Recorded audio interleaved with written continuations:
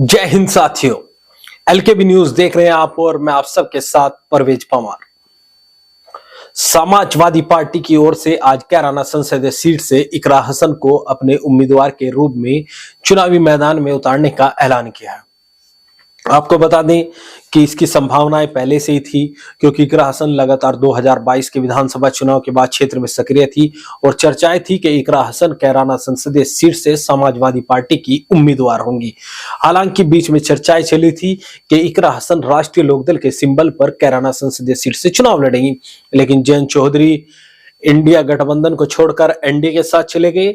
तो अब समाजवादी पार्टी ने अपनी नेत्री इकरा हसन को कैराना संसदीय सीट से अधिकृत उम्मीदवारी के रूप में उनके नाम का ऐलान किया है। तो कौन है इकरा हसन, क्या उनका राजनीतिक अनुभव है, किस तरह से वह राजनीति में आई, तमाम अपडेट हम आपको देंगे। इसके लिए अगर आपने अभी तक चैनल सब्सक्राइब नहीं किया तो चैनल को सब्सक्राइब कर लें। वीडियो फेसबुक पेज पर देख रहे हैं तो हमारा फेसबुक पेज भी फॉलो करें। तो कैराना संसदीय सीट की बात करें तो 2009 में परिसीमन के बाद कोई चुनाव, इस सीट पर 4 चुनाव हुए हैं। चारों चुनाव में इकरा हसन के परिवार का कोई ना कोई सदस्य इस संसदीय सीट से चुनाव लड़ा है। हालांकि 2 बार इकरा हसन के परिवार को यहां से जीत दर्ज हुई है। हालांकि 2 चुनाव में उनके परिवार को हार का सामना करना पड़ा है। परिसीमन के बाद 2009 में पहली बार इस सीट पर चुनाव हुआ। सहारनपुर जनपद की नकुड़ और गंगो को कैराना संसदीय सीट से जोड़ा गया और कैराना संसदीय सीट पर बहुजन समाज पार्टी ने इकरा हसन की माता तबस्सुम हसन को उम्मीदवार बनाया था। भारतीय जनता पार्टी से बाबू हुकुम सिंह, स्वर्गीय बाबू हुकुम सिंह जी, वो चुनाव लड़े थे और समाजवादी पार्टी से यहां पर पूर्व मंत्री रशीद मसूद के बेटे शाहजहान मसूद चुनाव लड़े थे। इस चुनाव में तबस्सुम हसन ने जीत दर्ज कर परिसीमन के बाद पहली बार इस सीट से वह यहां से सांसद चुनी गई थी। इसके बाद 2014 में इकरा हसन के भाई नाहिद हसन, जो वर्तमान समय में कैराना विधानसभा सीट से विधायक हैं, समाजवादी पार्टी ने उन्हें अपना उम्मीदवार बनाया। बहुजन समाज पार्टी ने इकरा हसन के चाचा कंवर हसन को उनके खिलाफ चुनावी मैदान में उतारा और भारतीय जनता पार्टी ने एक बार फिर हुकुम सिंह को ही चुनावी मैदान में उतारा था। तो इस चुनाव में हुकुम सिंह यहां से जीत दर्ज करने में कामयाब हुए। सांसद रहते ही बाबू हुकुम सिंह का निधन हो गया और निधन के बाद 2018 में इस संसदीय सीट पर उपचुनाव हुआ।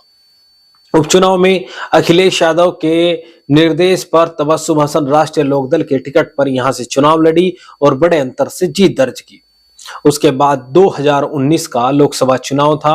2019 के लोकसभा चुनाव में यहां तबस्सुम हसन भारतीय जनता पार्टी के प्रदीप चौधरी से बड़े अंतर से हार गई थी। यानी अभी तक हुए 4 चुनाव में, चारों चुनाव में इकरा हसन के परिवार का सदस्य चुनावी मैदान में उतरता रहा है। 2 बार जीत दर्ज की है, 2 बार हार का सामना करना पड़ा है। तो यह है उनके परिवार का जो इस लोकसभा सीट से जुड़ा रहा है, उसके बारे में हमने आपको बताया। एक बार फिर समाजवादी पार्टी की ओर से इकरा हसन को अपना उम्मीदवार बनाया है। इकरा हसन क्षेत्र में लगातार सक्रिय थी। हालांकि कई और दावेदार भी समाजवादी पार्टी से थे, जिनमें पूर्व मंत्री स्वर्गीय चौधरी यशपाल सिंह जी के बेटे चौधरी इंदर सेन, सुधीर पंवार, तमाम नाम चर्चाओं में थे। लेकिन समाजवादी पार्टी ने एक बार फिर हसन परिवार की इकरा हसन पर ही विश्वास किया। आपको बता दें कि हसन परिवार पश्चिम उत्तर प्रदेश के बड़े मुस्लिम राजनीतिक घरानों में गिना जाता है।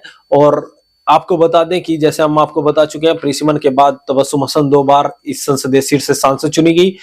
इकरा हसन की माता है। वहीं इकरा हसन के भाई नाहिद हसन कैराना विधानसभा सीट से लगातार तीसरी बार समाजवादी पार्टी के टिकट पर विधानसभा पहुंचे हैं। 2014 में बाबू हुकुम सिंह के निधन के बाद कैराना विधानसभा सीट रिक्त हुई थी। यहां चुनाव लड़े नाहिद हसन नजदीकी अंतर से जीत दर्ज करने में कामयाब हुए। 2017 में बड़े अंतर से जीत दर्ज की और अब 2022 में भी बड़े अंतर से नाहिद हसन ने जीत दर्ज की। यानी 3 बार इस विधानसभा सीट से वह लगातार विधायक बने हैं। इसके अलावा इकरा हसन के पिता मुनव्वर हसन भी परिसीमन से पहले कैराना संसदीय सीट से सांसद रहे हैं। इनके दादा स्वर्गीय चौधरी अख्तर हसन भी इस संसदीय सीट से सांसद रहे हैं। बड़ा राजनीतिक इतिहास इस परिवार का रहा है। मुनव्वर हसन को सबसे कम उम्र में देश के 4 सदनों के सदस्य बनने का गौरव प्राप्त है। Guinness book of world record में उनका नाम भी दर्ज है। तो यह है तमाम इनके परिवार का राजनीतिक अनुभव है। अब हम आपको बताएंगे कि क्या 2024 के लोकसभा चुनाव में भारतीय जनता पार्टी जैसे मजबूत राजनीतिक दल के सामने क्या इकरा हसन टिक पाएगी, क्या इकरा हसन भारतीय जनता पार्टी को चुनौती दे पाएंगी। आपको बता दें कि इस सीट पर 6 लाख से अधिक मुस्लिम मतदाता हैं। इसके अलावा 2 लाख से अधिक दलित मतदाता हैं। लगभग 16 लाख वोट इस लोकसभा सीट पर आते हैं। 16 लाख मतदाता इस संसदीय सीट पर हैं। तो 6 लाख के आसपास मुस्लिम मतदाता बताए जाते हैं और 2 लाख के आसपास दलित मतदाता बताए जाते हैं। इसके अलावा 8 लाख अन्य मतदाता हैं, हिंदू मतदाता। तो इस सीट पर वैसे तो चुनाव बड़ा दिलचस्प होता रहा है। एक बार फिर यहां पर चुनाव दिलचस्प होने की संभावना है। बहुजन समाज पार्टी किसे यहां अपना उम्मीदवार बनाएगी, यह बड़ा निर्णायक होने वाला है, क्योंकि लगभग 1.5 लाख वोट बहुजन समाज पार्टी के सिंबल पर इस संसदीय सीट पर मिलता रहा है। तो कुल मिलाकर इस संसदीय सीट पर बड़ा दिलचस्प मुकाबला होने की संभावनाएं हैं, क्योंकि इकरा हसन का परिवार भी मजबूती से चुनाव लड़ रहा है। वहीं भारतीय जनता पार्टी किसे अपना उम्मीदवार बनाती है, क्या प्रदीप चौधरी को ही रिपीट करती है? अगर प्रदीप चौधरी को रिपीट करती है तो चुनाव और भी दिलचस्प होगा। आप भी कमेंट बॉक्स में अपनी राय दे सकते हैं कि क्या कैराना संसदीय सीट पर भारतीय जनता पार्टी को इकरा हसन चुनौती दे पाएगी, या भारतीय जनता पार्टी एक बार फिर कैराना संसदीय सीट को अपनी झोली में डालकर लगातार दूसरी बार इस संसदीय सीट से जीत दर्ज करेगी। तब तक के लिए बने रहिए हमारे साथ। चैनल अगर आपने अभी तक सब्सक्राइब नहीं किया तो चैनल को सब्सक्राइब कर ले।